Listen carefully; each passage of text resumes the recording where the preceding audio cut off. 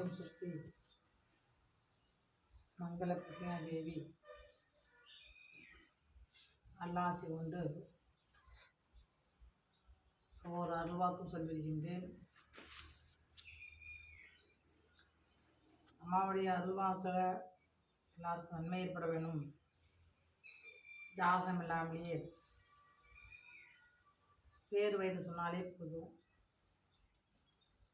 அவங்களோட குறைகளெல்லாம் தீர்க்கணும்னு சொல்லி அன்னை பராசக்தி அருள் கொண்டு சிவனுடைய அருள் கொண்டு இந்த அருள்வாக்கு சொல்லி வரேன். எனக்கு பார்த்திங்கன்னா என்னுடைய அல்லாசு கொண்டு விளங்குகின்ற தெய்வமான அம்மையப்பனாக இருக்கின்ற தாய் தந்தையாகவும் குருவாகவும் எனக்கு சிவனாம்பாள் தான். நான் சொல்கிறத கனவு சொல்கிறது நான் கேட்டு செய்வேன். இருந்தாலும் நடைமுறை பாத்தின்னு சொல்கிறதுக்குள்ள நடைமுறை பாத்தின்னு பார்த்திங்கன்னா உலகத்தில் நிறைய விஷயங்கள் நல்ல விஷயங்கள் நம்ம எடுத்துக்கணும். இப்போ நல்ல விஷயங்கள் எடுக்கக்குள்ள பார்த்திங்கன்னா ஒருத்தர் குரு சொன்னாங்கன்னா அந்த குரு வழி நடக்கும்னு சொல்லுவாங்க. அது மாதிரி சில குருவெல்லாம் நிறையா பார்க்குறோம், புத்தகங்களில் பார்க்குறோம். அதே போல் குருவாகப்பட்ட முன்னோர்கள் நமக்கு பெரியவங்க இருக்காங்க இல்லையா, அவங்களுடைய நம்முடைய வயதுக்கு மூத்தவங்களாகவும் இருக்கலாம், அனுபவத்தில் மூத்தவங்களாக இருக்கலாம். கட்டுறது கையளவு கலா உலகம்னு சொல்லுவாங்க. கற்க வேண்டியது எவ்வளவோ இருக்குது உலகத்தில். நான் தான் எல்லாம் மகான் சொல்கிறதுக்கு ஒன்றும் இல்லை. அப்படி ஒவ்வொரு வயதிலும் ஒவ்வொரு அனுபவங்கள் இருக்கும். அப்போ சிறு வயதிலே ஏற்பட்ட அனுபவம்னா சொல்லிய அந்த அடியாருடைய பங்கார் அடிகளுடைய இந்த குருவுடைய செயல்பாட்டை பார்த்து அவர் செய்கின்ற பூஜையை பார்த்து ஒரு மனசுக்கு திருப்தி இருந்தது.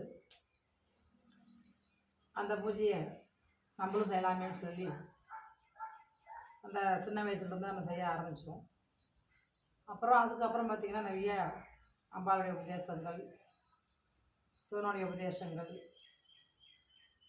பல சித்தருடைய உபதேசங்கள், அதே மட்டும் அதிகாரிகள் சொல்லுவாங்க இல்லையா, நாயன்மார்களுடைய 64 நாயன்மார்களுடைய அவருடைய வாழ்ந்த கதைகள். அப்போ இதெல்லாம் நம்ம புராணத்தில் படிக்கக்குள்ள பார்த்திங்கன்னா நிறைய ஆன்மீகத்தில் கற்றுக்க வேண்டியது நிறைய இருக்குது. உலகத்துக்கு நடக்கின்ற காரியங்கள் எல்லாமே சொல்லுவாங்க விஷயம். சிங்கம் பசிக்குதுன்னா மான் அடிக்குது கட்டியாடுது, பூனை பசிக்குதுன்னா எலியை சாப்பிட்றதுன்னு சொல்லுவாங்க. ஒவ்வொரு மிருகங்களும் ஒவ்வொன்றும் அடிச்சுட்டு சாப்பிடுது. அது மிருகங்கள் ஒவ்வொரு பசிக்காக ஒரு மிருகத்தை அடித்து அது சாப்பிடுது. ஆனால் நம்ம மனித எல்லாம் செயல்படுற திறமை உள்ளது 6 அறிவு உள்ளதுன்னு சொல்லுவாங்க, 5 அறிவுன்னு சொல்லுவாங்கன்னா நமக்கு 6 அறிவு. அந்த 6 அறிவு இருக்கிறதுனால நம்ம எது நல்லது எது கெட்டது உலகத்தில் எல்லாமே நடக்குது. நல்ல வழி நல்ல பாதை யார் சொல்கிறாங்களோ அதை நம்ம கேட்டுக்கலாம், அதன்படியும் செய்யலாம். அதனால் குழந்தைங்களாக இருக்கட்டும், அதே போல் பெரியவங்களாக இருக்கட்டும், நம்ம அவர் படித்து நல்ல ஒரு வேலை வாய்ப்புக்கு போகிறவங்களும் இருக்கட்டும், நல்ல உபதேசங்களை கேட்குறனாலையோ, நல்லதை படிக்கிறனாலையோ, நல்லதை பார்க்குறனாலையோ, கேட்குறனாலையோ நமக்கு அதே ஒரு மிகப்பெரிய புண்ணியம். தீயதை பேசாதே, தீயதை கேட்காதே அப்படிங்கிற மாதிரி, தீய வழியில் நடக்காதுங்கிற மாதிரி நம்ம நடக்காமல் இருந்து நல்வழிப்படுத்தணும்னு சொல்லி தான் நம்ம பகவானை இறைவன் நம்ம வேண்டிக்கிறோம். அதனால் இந்த வருகின்ற தை 18 48 நாள் கணபதி ஹோமம் முடியுது. அம்பாளுக்கும் பூஜையை முடிக்கிறோம். அப்போ அன்று பார்த்திங்கன்னா வெள்ளிக்கிழமை வருது, தை 18 வெள்ளிக்கிழமை வருது. இந்த வெள்ளிக்கிழமை பார்த்திங்கன்னா காலையில் கணபதி ஹோமம் செய்து 108 கொல்லுக்கட்டையால் பூஜை செய்து அன்று பார்த்திங்கன்னா காலையிலேயே அம்பாள் உத்தரவு போட்டிருக்காங்க. பிரத்யா தேவி திருவிளக்கு வழிபாடு தை வெள்ளியிலே திருவிளக்கு வழிபாடு செய்கின்றோம்.